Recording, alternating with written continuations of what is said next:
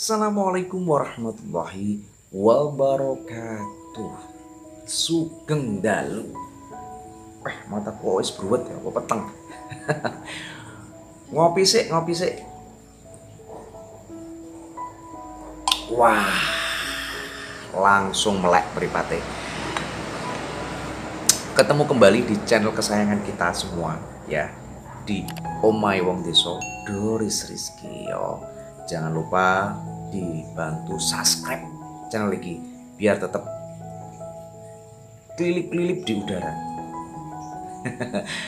Iya kabar sedulur-sedulur semua yang ada di seluruh pelosok penjuru dunia. Wah, di seluruh pedesaan, di seluruh perkotaan, dan bahkan di zona merah. Semoga tetap selalu sehat, diberikan rezeki yang melimpah, dan selalu bisa happy, tertawa bersama keluarga. Amin, amin, Allahumma amin. Ya, tak benar guys. Malam kali ini saya ingin sharing cerita sedikit tentang pengalaman saya pribadi ya. Mungkin teman-teman atau sedulur-sedulur sudah tahu ya namanya kartu BPJS ya. Nah, nggak salah singkatan BPJS itu apa ya? BPJS ya. BP ya, Badan Penyelenggara Jaminan Sosial ya, yang biasa didapat oleh karyawan swasta formal, non formal, ASN, PNS. Itu biasanya sudah ditanggung oleh instansinya masing-masing ya. Beda dengan wira swasta ya. Kalau wira swasta ini biasanya mendapatkan kartu sehat ya, atau bisa dibilang kartu Indonesia Sehat. Ini gila, saya tak cekeli telung kartu ini. Kartu Indonesia Sehat ini ada yang dibiayai ataupun ditanggung oleh pemerintah. Jadi setiap bulannya yang membayarkan itu pemerintah. Tapi pada kesempatan kali ini saya hanya mau bicara pengalaman saya pribadi. Nah, mudah-mudahan ada kesamaan dengan konco-konconya. Gue julali di subscribe yo. Jadi kartu saya ini 3, ada 2 punya orang tua, 1 punya saya. Ini mati, sudah tidak ditanggung atau dibiayai oleh pemerintah, alias kita bayar sendiri kalau berobat, karena kita belum mengaktifkan kembali. Caranya piye mengaktifkan kembali dan caranya kepiye tahu kalau kartu ini kita mati? Caranya gampang, bisa mengakses lewat Play Store, itu ada mobile JKN, bisa di download. Nah, nanti ada panduan-panduannya di dalamnya. Ataupun yang memang ingin langsung jelas bisa datang ke puskesmas terdekat yang ada di tempat kita.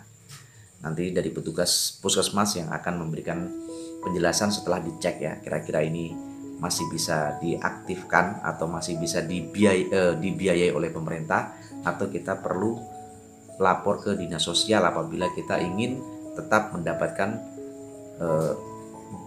cover oleh pemerintah setiap bulannya, alias kita gratis tidak bayar tapi pemerintah yang membayarkan.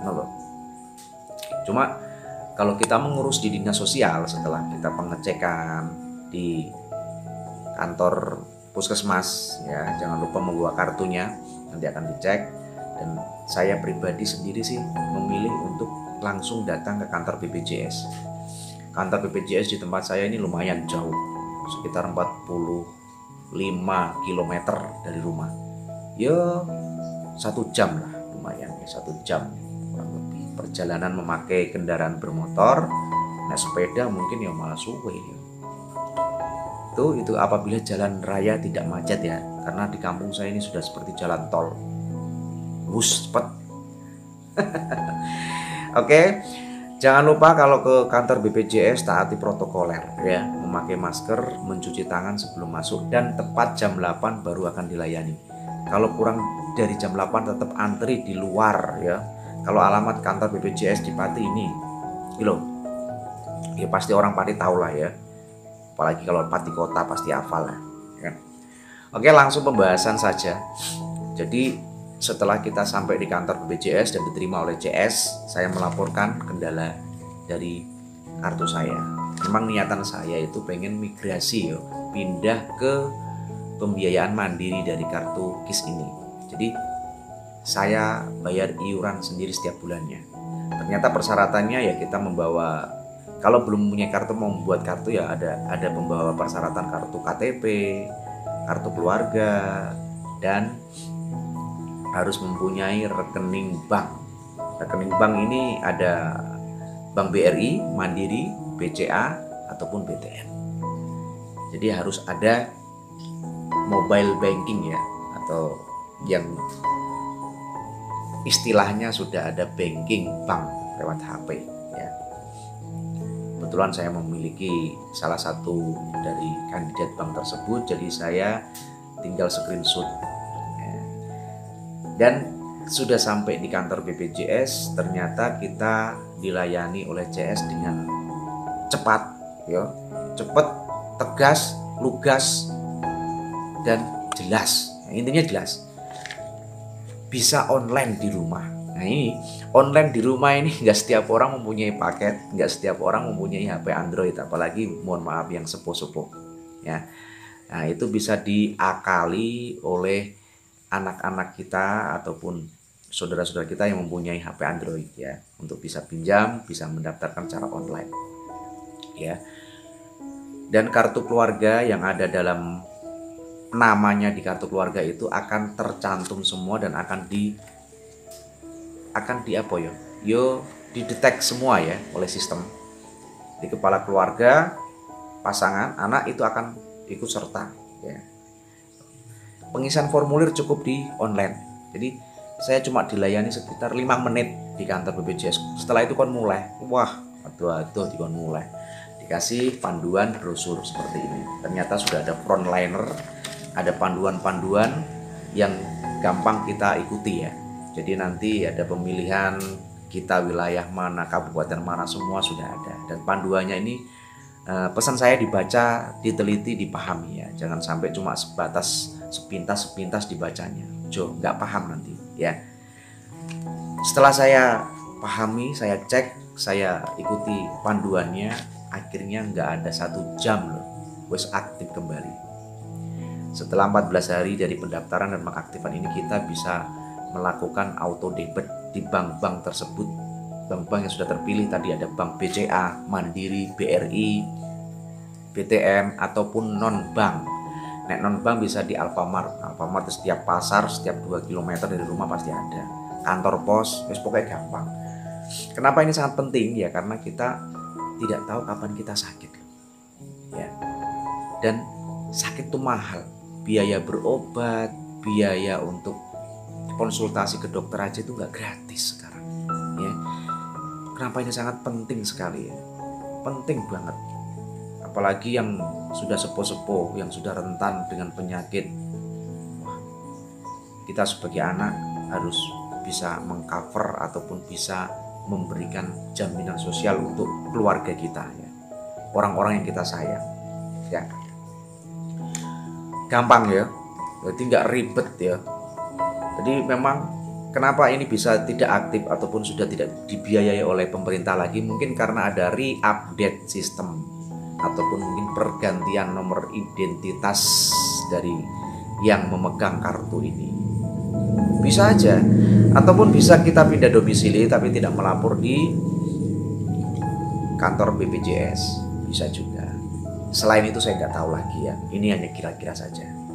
Oke, jangan lupa di subscribe apabila bermanfaat, dan jangan lupa di like, di share. Nek ono sing podo dengan pengalaman saya berarti kita sejodoh.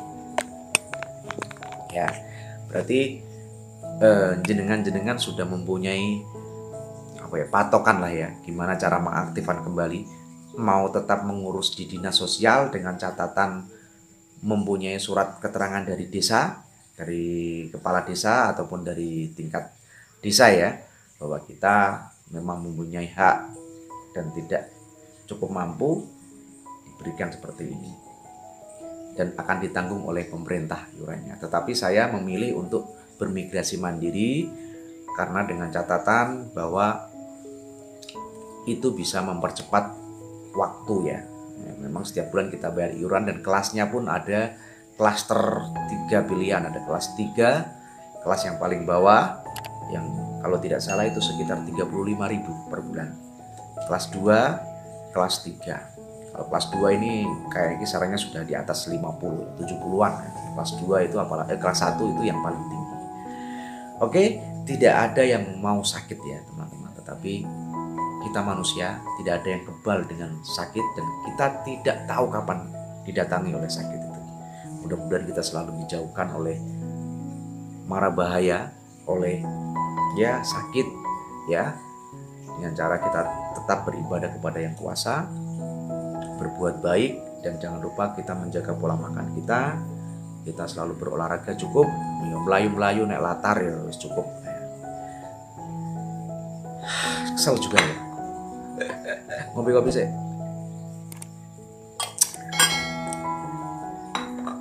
Itu aja yang bisa saya laporkan dan bisa saya sharingkan malam ini, semoga bermanfaat ya. Jadi ke BPJS itu tidak harus yang bersangkutan, tapi bisa diwakili oleh anak yang ada dalam kartu keluarga ya. Dan jangan lupa selalu dicek, apabila belum dicek dan belum tahu ini masih aktif atau tidak kartu kita, bisa datang langsung ke puskesmas terdekat yang ada di tempat kita masing-masing. Ataupun tadi bisa mengakses lewat Play Store tadi, ada namanya aplikasi JKN Mobile kalau tidak salah, nanti ada panduan-panduannya, gampang. Tapi luwih enake datang ke puskesmas ya, siapa tahu nanti di puskesmas bisa mendapat masukan-masukan dari petugas puskesmas tersendiri. Oke, selalu sehat wae ya pesan saya, dan mudah-mudahan Indonesia segera normal lagi ya, ben gampang nyambut gawe, lurus sandang pangane, ben kendil orang golek. Oke, assalamualaikum warahmatullahi wabarakatuh. Sugeng dalu, selamat malam, selamat berbahaya.